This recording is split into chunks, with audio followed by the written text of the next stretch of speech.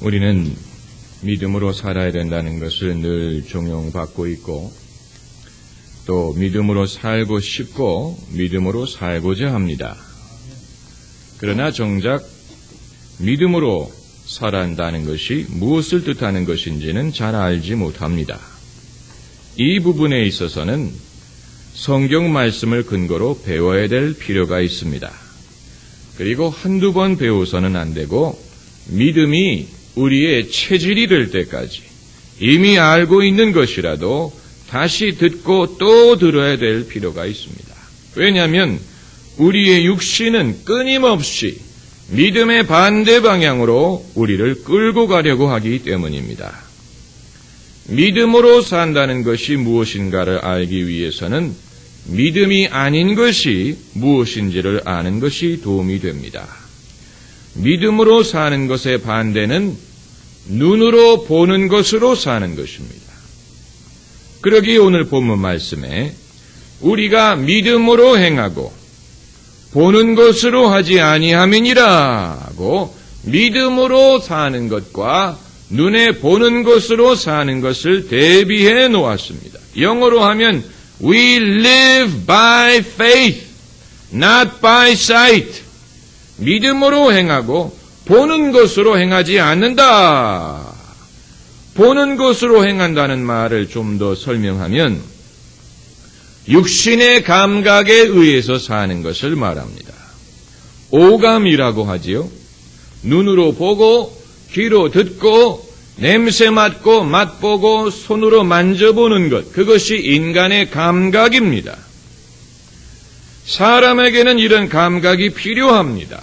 과학은 감각적인 차원에서 실험하고 증명하는 데에 기반을 두고 있습니다. 그러나 영적인 세계는 인간의 감각을 가지고는 이해할 수도 없고 들어갈 수도 없습니다.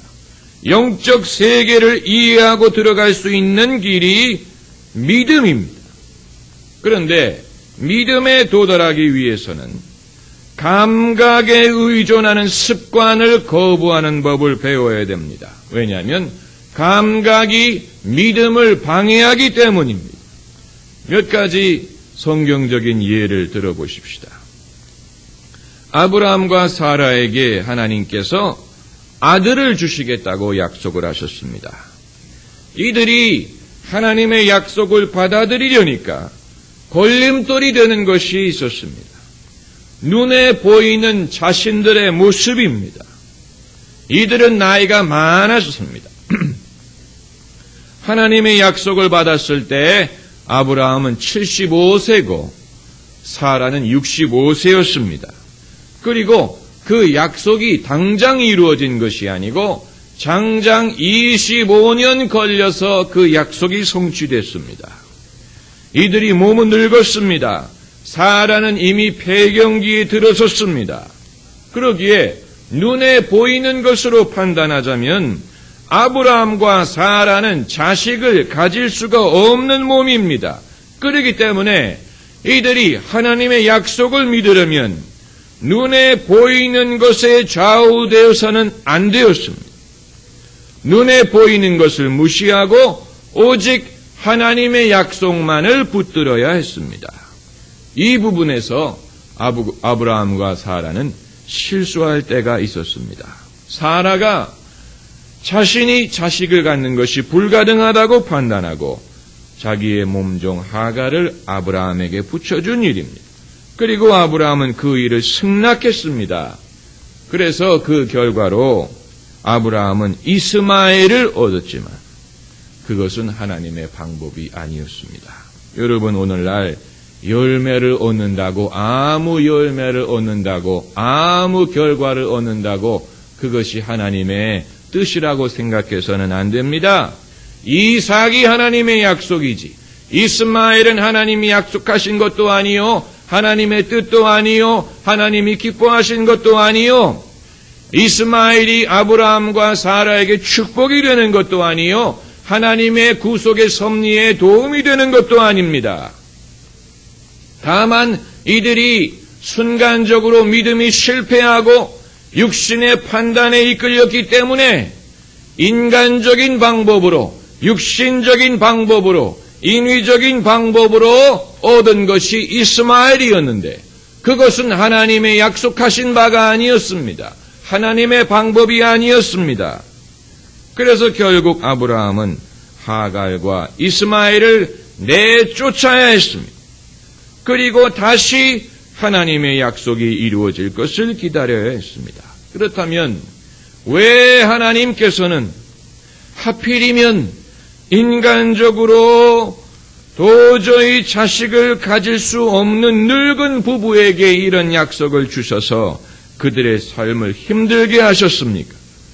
그것은 그들과 우리에게 믿음으로 산다는 것이 무엇인가를 배우게 하기 위한 것이, 하나님의 방법대로 이루어지는 것이 어떤 것인가를 보여주기 위한 것입니다. 그래서 이들이 마침내 자식을 얻게 되었을 때 이것이 사람의 능력으로 이루어진 것이 아니요 하나님께서 행하신 일이라는 것을 알게 하기 위한 것이었습니다. 믿음과 감각이 대비되는 또 하나의 예를 들어보면은 야이로라는 회당장이 예수님을 찾아왔습니다. 야이로에게는 12살 난 딸이 있었는데 이 딸이 병이 들어서 죽어가고 있습니다. 예수님에게 예수님 우리 집에 오셔서 내 아이에게 손을 얹어주시면 나을 것입니다 라고 간청합니다. 예수께서 야이로와 함께 그 집으로 가시는데 도중에 야이로의 집에서 전갈이 왔습니다. 당신 딸이 죽었나이다. 어찌하여 선생을 더 괴롭게 하나이까? 야이로도 또 예수님도 크게 낙심할 수 있는 순간입니다. 그때 예수께서 그 말을 들으시고 영어 성경을 보면 그 말을 무시하시고 이렇게 되어 있습니다. ignore했다 그랬어요. 야이로에게 말씀하시기를 두려워 말고 믿기만 하라. 한번 따라해보세요. 두려워 말고 믿기만 하라. 예수께서 그 집에 도착해 보시니까 사람들이 울며 통곡하고 있었습니다. 예수께서 너희가 어찌하여 우느냐? 이 아이가 죽은 것이 아니라 잔다고 말씀하십니다. 여기에서 예수님께서 당신의 믿음을 사용하시는 것을 볼 수 있습니다. 감각의 차원에서 판단하면 그 소녀는 이미 죽었습니다. 이미 때는 지나간 것처럼 보입니다. 그러나 예수께서는 눈에 보이는 것으로 판단한 게 아니에요. 이 소녀가 죽은 것이 아니라 잔다. 자고 있으면 다시 일어날 수 있기 때문에. 그래서 예수께서는 울고 통곡하는 사람들을 먼저 내보내십니다. 여러분, 믿음이 전염이 될 수 있는 것처럼 불신도 전염이 될 수 있다는 사실을 기억하셔야 됩니다. 여러분이 믿음으로 살고자 하고 믿음으로 승리하고자 하고 여러분의 삶의 성결함과 정결함이 있기를 원하시면 사업상으로 불신자를 만나는 것은 어떻게 할 수 없지만 사교적으로 불신자들 만나는 것을 즐겨하고 교회를 다니는 사람이라고 하더라도 냉소적인 사람, 육신적인 사람, 불신에 거하는 사람과 자주 만나고 그들과 대화하고 그들의 말을 들으면 여러분의 믿음이 그들에게 전달되는 것이 아니고 그들의 불신이 여러분에게 전달이 됩니다. 믿음도 전염되지만 불신도 전염됩니다. 여러분이 여러분의 믿음의 도움을 얻기를 원하시면 성령 충만한 사람을 만나고 믿음으로 사는 사람을 만나고 그들과 대화하고 그들과 함께 일하고 그럴 때 그들의 믿음이 여러분에게 자연스럽게 전염이 됐어요. 여러분도 그들의 영성을 닮아가게 되고 그들의 믿음을 배워갈 수가 있는 것입니다.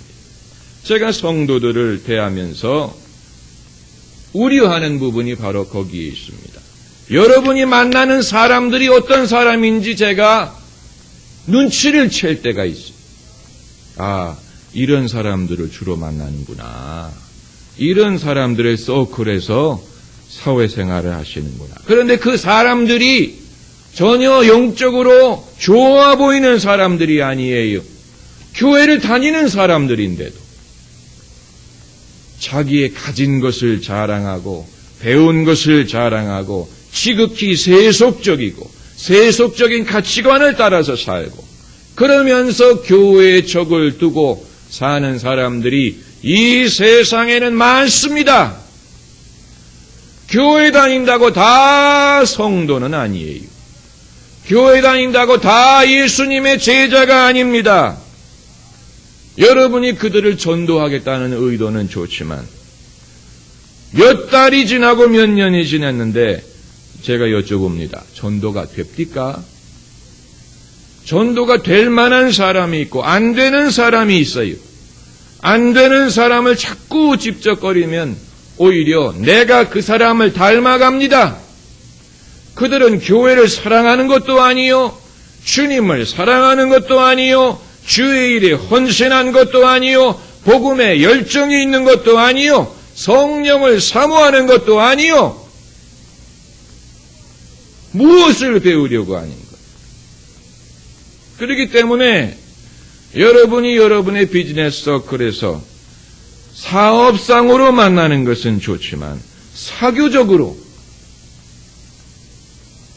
망령된 사람, 음란한 사람, 세상의 정욕대로 사는 사람, 이중적인 사람 만나는 걸 금지하세요. 여러분에게 복이 되지 않습니다. 여러분에게 있는 그 작은 믿음마저도 흔들어 버립니다. 그러면 나보고 혼자 살라는 말이냐?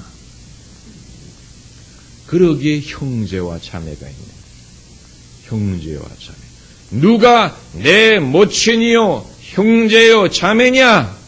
내 아버지께로 내 아버지의 뜻대로 하는 이가 내 모친이요 내 형제요 내 자매니라 그랬어요. 그리스도인은 그러므로 신분의 변화가 일어나는 것뿐만이 아니고 소속의 변화가 일어납니다. 소속의 변화. 여러분, 때로는 예수를 믿는다고 하는 사람이 오히려 내 믿음에 방해가 될 때가 많아요. 예수를 믿는다고 하는 사람이 믿음으로 살지 않고 성령을 쫓아 살지 않고 그들의 생각이 지극히 육신적이고 세속적이고 인위적이고 자기중심적이고 십자가를 지려고 하지 않고 복음의 열정을 갖고 있지 않고 그러면서 그들의 언어에 종교적인 냄새가 풍기는 사람, 경계해야 되는 사람, 경계해야 되는 사람, 아예 속도, 겉도 세속적인 사람은 차라리 괜찮아요. 그들을 우리가 이해하니까. 그러나 종교적인 냄새를 풍기고 교회의 냄새를 풍기면서 오히려 지극히 육신적인 가치관을 가졌을 때는 믿음에 방해가 된다. 나는 정직하고 저 성결하게 살려고 애쓰는데 자꾸 나를 흔든다. 내가 바보처럼 생각이 돼. 내가 손해를 보는 것처럼 생각이 돼. 여러분, 그리스도인으로 사는 과정에는 그러므로 상당한 용기와 결단이 필요합니다. 용기와 결단. 주님 뜻대로 살기로 했네. 주님 뜻대로 살기로 했네. 뒤돌아봐서는 안 돼. 할렐루야. 뒤를 돌아보면 보이는 것은 과거의 실패든지 아니면 과거의 자랑이든지. 실패를 돌아보면 낙심하게 됩니다. 자랑거리를 돌아보면 교만하게 됩니다. 돌아봐서는 안 돼요. 과거의 실패는 하나님께서 덮어주실 것이고 과거의 자랑거리는 하나님이 기억해 주시면 그것으로 족한 것입니다. 할렐루야. 그래서 그 집에 도착하셔서 예수께서 소녀야 내가 네게 말하노니 일어나라 했더니 소녀가 곧 일어나며 걸었다 했습니다. 기적이 일어났습니다. 사람들이 다 놀랐습니다. 놀라지 않은 분은 예수님밖에 없었어요. 여러분, 하나님은 우리의 감각과 믿음이 늘 서로 대립하도록 하시는 것은 아닙니다. 만일 그러셨다면 우리에게 정상적인 삶은 불가능했을 것입니다. 만일 슈퍼에 가서 수박을 고를 때 눈에 보이는 것으로 판단하지 않고 믿음으로 수박을 골라요? 믿음으로. 옷을 살 때 보기에 좋고 느낌이 좋은 옷을 고르지 그런 것을 무시하고 영적으로 옷을 골라요? 그러나 인생의 중대한 갈림길에서 직장을 선택한다거나 배우자를 선택한다거나 하나님을 섬기려고 한다거나 시련을 당한다거나 정말로 믿음이 필요할 때는 그때는 육신의 감각이 도움이 안 될 때가 있습니다. 저는 캐나다로 이민을 가서 고등학교 1학년 때 예수님을 믿었습니다. 예수님을 믿자마자 저는 목사가 되고자 했습니다. 그러나 여러 가지 사정이 여의치가 않았어요. 그래서 먼저 좋은 대학을 가서 법을 공부하고 그리고 나서도 수명에 대한 확신이 있으면 그때 가서 신학교를 가기로 결정을 했습니다. 그런데 과연 좋은 대학을 들어갈 수 있을지 또 비싼 등록금을 저희 집에서 낼 수 있을지 확신이 없었습니다. 그러던 어느 날 금요일 저녁 성경 공부를 하러 교회를 갔는데 성경 공부를 가르치시던 목사님이 불쑥 여러분이 만일 어느 대학을 가고 싶은데 실력이 될지 모를 때 하나님이 원하시면 교수님들의 마음을 움직이서라도 여러분이 합격하게 해주실 것이다. 이렇게 말씀하셨어요. 그 순간에 그 말씀이 하나님이 주신 말씀으로 저에게 왔습니다. 그리고 믿음이 생겼습니다. 반드시 합격할 것이다. 그래서 저는 믿음을 가지고 학교에 원서를 내고 입학시험을 보고 1년 반을 기다려서 마침내 합격 통지서를 받을 수가 있었습니다. 그때 저의 마음은 붙을 수도 있고 안 붙을 수도 있다가 아니고 반드시 붙는다. 반석과 같은 믿음이 있었고 그 믿음대로 된 것을 경험했습니다. 여러분, 믿음은 어떻게 얻습니까? 믿음은 말씀을 들음으로 얻습니다. 대표적인 성경구절이 로마서 10장 17절입니다. 믿음은 들음에서 나며 들음은 그리스도의 말씀으로 말미암았느니라. 믿음과 말씀은 매우 긴밀한 상관관계가 있습니다. 믿음은 말씀을 들음으로 옵니다. 믿음으로 산다는 것은 말씀으로 산다는 것을 뜻합니다.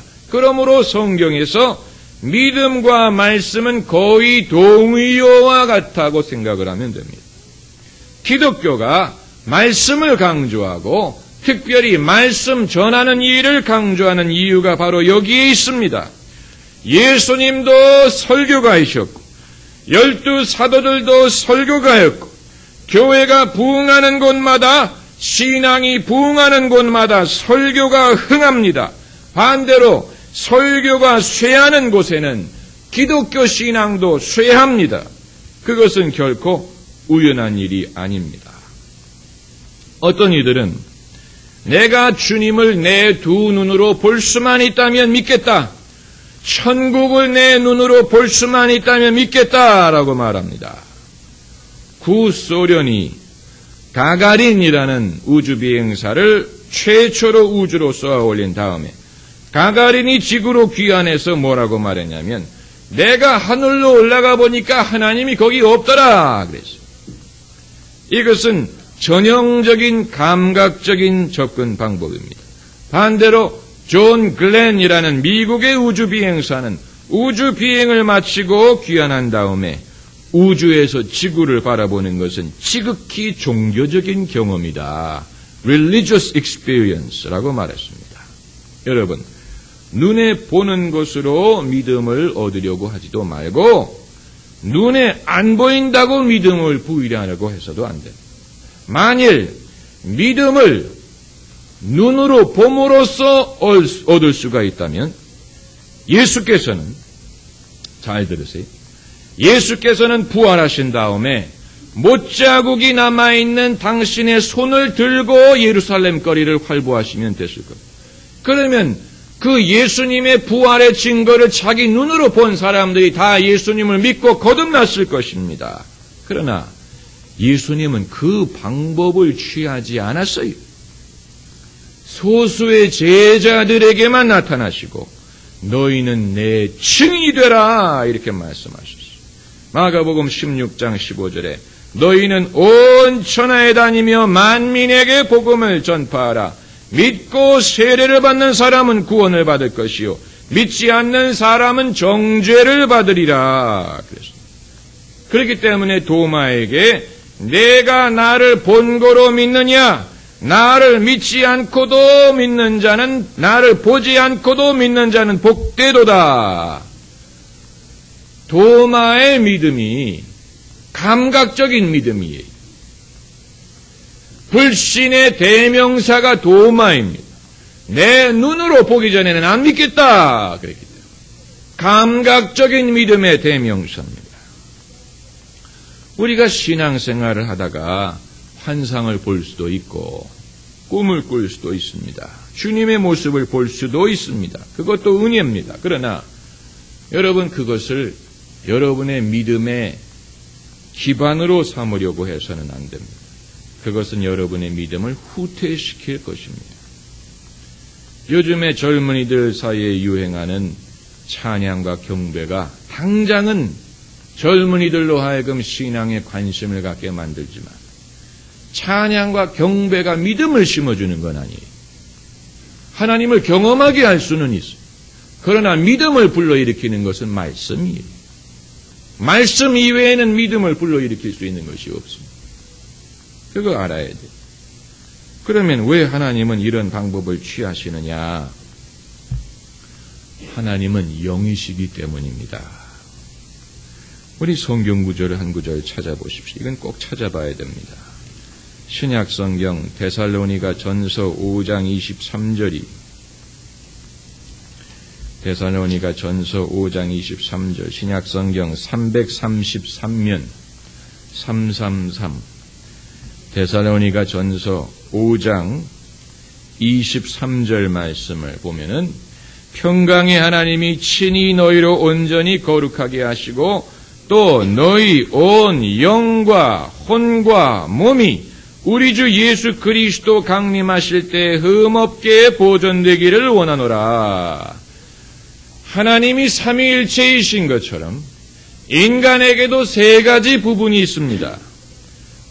곧 영과 혼과 몸입니다. 이 세 가지가 있습니다. 하나님은 영이십니다. 그러므로 우리가 하나님을 예배할 때 우리의 몸을 통해서 예배하는 것도 아니고 혼을 통해서 예배하는 것도 아니고 영을 통해서 예배하는 것입니다. 그래서 요한복음 4장에 하나님은 영이시니 저를 예배하는 자마다 신령과 진정으로 예배할지니라. 영어 성경 보면은 in spirit and truth, 영과 진리 안에서 예배할지니라 했을 때 spirit이 대문자가 아니고 소문자로 되어 있어요. 그러니까 인간의 영을 통해서 예배해야 된다. 네? 영적으로 접근하지 않고는 하나님을 알 수도 없고 하나님에게 속한 것을 깨달을 수도 없습니다. 여러분, 우리는 우리의 몸을 단련할 필요성에 대해서는 잘 압니다. 저녁 무렵에 양재천에 가면은 운동하는 사람들이 많아요. 다 몸의 건강을 위한 것입니다. 또 우리의 혼을 풍요하게 될 필요성에 대해서도 잘 압니다. 음악을 듣고 미술 작품을 감상하고 좋은 책을 읽고 공부하고 지식을 쌓고 이것은 다 우리의 혼을 살찌우기 위한 것입니다. 그러나 우리의 영을 키우는 일에 대해서는 생소합니다. 신앙훈련은 우리의 영을 키우기 위한 것입니다. 그러므로 기도는 우리의 영이 호흡하는 것입니다. 성경은 우리의 영의 양식입니다. 할렐루야. 오늘 말씀의 주제는 광야와 같은 세상에서 어떻게 하나님을 만나뵐 수 있느냐는 것입니다. 하나님은 우리 눈에 보이지 않습니다. 우리 감각으로 하나님을 느낄 수 없습니다. 만일 여러분이 감각을 통해서 하나님을 찾으려고 하신다면 실망하실 것입니다. 저는 한동안에 왜 꿈에 주님이 나타나시지 않을까 실망한 적이 있었습니다. 꿈의 세계가 삭막한 사막과 같았기 때문에. 그러나 성경 어디에도 의인은 꿈으로 살리라 이런 구절이 없습니다. 여러분, 우리가 하나님을 만나려면 예배하고 찬송하고 기도하고 말씀을 듣고 말씀을 읽고 묵상해야지, 무슨 잠잘 때 꿈을 통해 하나님을 만나고자 하는 것은 그건 성숙한 그리스도인의 자세가 아닙니다. 광야와 같은 세상에서 하나님을 믿으려면 첫째는 하나님의 말씀을 사용해야 됩니다. 하나님 말씀을 여러분의 마음과 입에 두어야 됩니다. 어디에 두어요? 마음에 두고 입에 두어야 돼요. 마음으로 믿고 입으로 시인해야 됩니다. 아이고 나 죽겠다 이렇게 말해서는, 못해 먹겠다 이렇게 말해서는, 세상 살기가 힘들다 이렇게 말하지 마세요. 여러분은 불신을 고백하는 것입니다. 죽음을 고백하는 것입니다. 마음으로 믿고 입으로 시인해. 하나님이 나와 함께 하신다. 하나님이 너를 도와주신다. 그의 선하심과 인자하심이 정녕 나를 따르리니. 입으로 말씀을 시인해야 하나님이 함께 하십니다. 그리고 두 번째는 여러분의 영을 사용해야 됩니다. 예배와 기도가 끊이지를 않아야 됩니다. 말씀이 여러분의 눈을 떠나서는 안 됩니다. 그러기에 직장에 가서 성경을 읽으실 시간이 없으면 벽에다가 성경 구절을 붙여놓으세요. 오늘의 성경 구절. 그런 거 기독교 백화점에 가면 2,000원이면 삽니다. 오늘의 성경 구절. 성경 구절이 여러분의 눈을 떠나게 해서는 안 됩니다. 스승 되시는 목사님께서 젊어서 개척교회를 하실 때의 일입니다. 교회는 어렵고 목회도 어렵고 어느 날 버스를 타고 길거리를 지나는데 어느 극장 앞에 사람들이 줄을 서서 표를 사려는 광경을 보았습니다. 별것도 아닌 영화를 보려고 사람들이 저렇게 모이는데 살아계신 하나님을 예배할 사람들은 왜 교회에 모이지 않을까 순간적으로 낙심이 되면서 하나님은 너무 약하다, 하나님 없다 이런 생각이 들었다. 여러분 그런 생각이 드실 때가 있습니까? 그리스도인도 하나님 없다 이렇게 생각이 될 때가 있습니다. 없다고 말씀하시는 분은 거짓말자. 그런데 그 순간에 성령의 감동이 임하더랍니다. 이건 여러분에게 설명드릴 수가 없어요. 여러분이 경험해 보기 전에는 몰라요. 그렇기 때문에 신령한 은혜를 사모해야 된다는 거예요. 성령의 감동이 임하면서 성령이 주시는 음성이 들리기를, 너는 앞으로 저 극장 앞에 서 있는 사람과는 비교가 안 될 많은 사람들이 하나님을 예배하러 내 교회에 모이는 것을 보게 될 것이다. 그런 말씀. 순간적으로 하나님 다시 계시더래요. 그리고 세월이 지나면서 그때 받은 음성대로 됐습니다. 여러분, 사람이 하나님에 대한 믿음과 의심 사이를 오가는 것은 어떤 학술적인 견해의 사이를 오가는 것이 아니고 희망과 절망 사이를 오가는 것입니다. 그걸 분명히 아셔야 돼요. 하나님을 의심하는 영혼은 절망하는 영혼이에요. 반대로 하나님을 믿는 영혼은 희망이 있는 영혼, 살아있는 영혼입니다. 베드로가 무리를 걸어서 예수님께 가다가 바람이 부는 것을 보고 두려워하여 물에 빠졌다가 예수님께서 손을 붙잡고 다시 일어서게 하던 거죠. 세상의 바람이 여러분으로 하여금 물에 빠지게 해서는 안 됩니다. 할렐루야. 기도하십시오.